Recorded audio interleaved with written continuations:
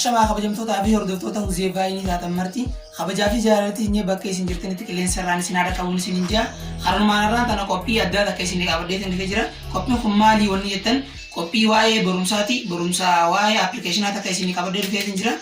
Appilikeeshinii kun appilikeeshinaa akkamii faayidaan isaa maalii maaliif nu fayyada warra jettaniif ammoo appilikeeshinii kun appilikeeshina warra silkiin keenya chaarjii daftee guraafitti akkasumas chaarjarri keenya dafee nun guutu maalirraa warra jettanii gaafachaa turtanii fi haranumaan ammoo dafee saffisaan appilikeeshiniin faayidaa inni qabu saffisaan daqiiqaa 15 hanga daqiiqaa 30 keessatti chaarjii dafee saffisaan isin guutuu danda'a.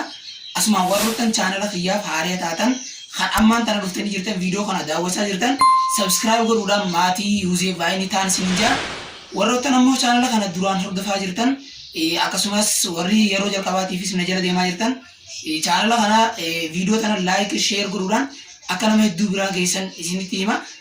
Garanumaan immoo karaa qophiitti giseen isin dabarsu qophii kana mee walumaan lolna appilikeeshinii kun waan faayidaa qabuuf karaa qophii isin dabarsa karaa qophiidhaa walumaan. Kunoo gara iskiriinaatti giseen isin fidu aappii san maqaan isaa faastii chaarjii kajuu aappii kana isa harkannaa warra jettanii fi asiin dhuftanii Play Store seentanii aappii kana argachuudhaaf kunoo Play Store ni seentan. Erga kanatti isin fidee bakka sarcheetu sanatti ni barreessitanii fast charging jettanii barreessan. Okay, kunoo gisee kanatti isin fidee gisee fast charging jettanii barreessan booda kunoo isa gubbaarra jiru kana itti dhaatan jechuudha. Xiyyawaan bu'ee jiruuf kunoo asitti isin fida open jettanii isin install gootanii buufattaniiti open jettanii seentanii jechuudha. Egaa daawwattoota hiyyaa xiqqishoon tura xiqqishoon obsa.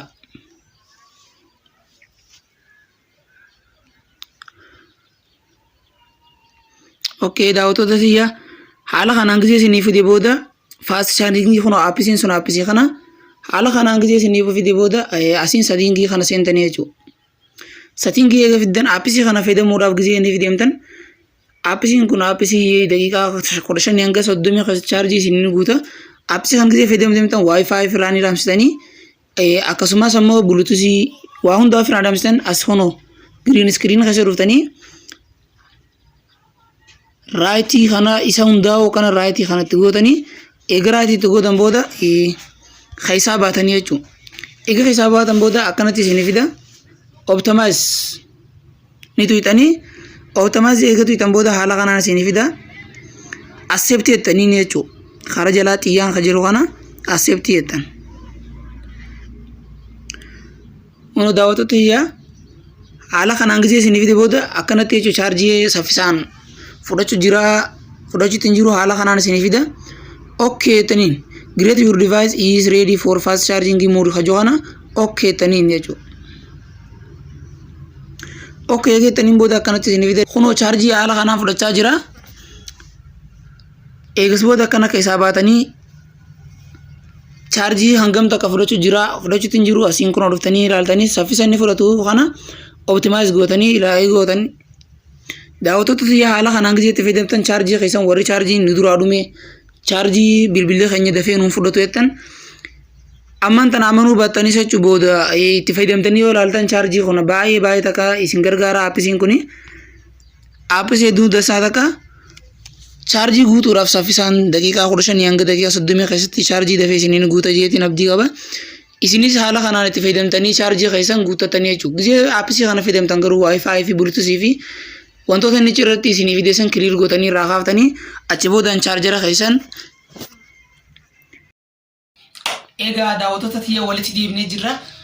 Aappisiin kun akka isin fayyadee abdii guddaa takkaan isinirraa qaba. Aappisi kanarraa namayyuu akka bu'aa buufattan akka irraa fayyadamtan abdii guddaa takkaan irraa qaban illee itti fayyadameetiin isin dabarsee jira. Haranumaan warroottan chaanala kiyyaaf haaraa taatan ammallee irra deebiidhaan subscribe gootanii akka chaanala Huzee Vaayinii kana subscribe gootanii hordoftan isinitti dhaammadha.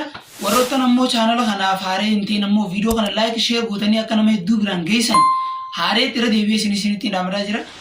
Garanumaan hanga qophii biraatiin viidiyoo biraatiin yookiin barumsa biraatiin walitti caalutti horaa deebinaa bulaa nagaa.